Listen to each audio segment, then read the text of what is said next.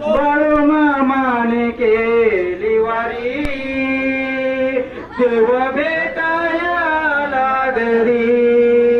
बाळू मामाने केली वारी देव भेटायला घरी विठ्ठलाचा भगत तोर गाव त्याचे आदमापूर करी उत्सव तळावरी देव भेटायला घरी बाळू मामाने केली वारी देव